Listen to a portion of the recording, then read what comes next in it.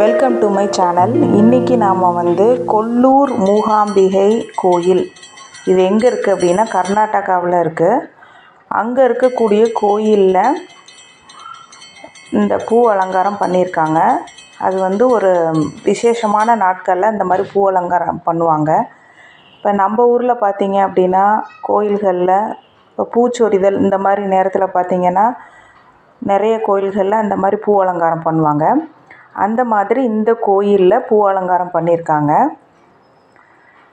அதனுடைய வீடியோஸ் தான் இது. இதில் பாருங்கள் எவ்வளோ அழகழகான பூக்கள். இப்போ அந்த ஊரில் எந்த மாதிரி பூக்கள் வச்சு அலங்காரம் பண்ணுறாங்க பாருங்கள். நல்லா அழகாக இருக்குது. ஒவ்வொரு பூவும் பார்க்க நல்லா அழகாக இருக்குது.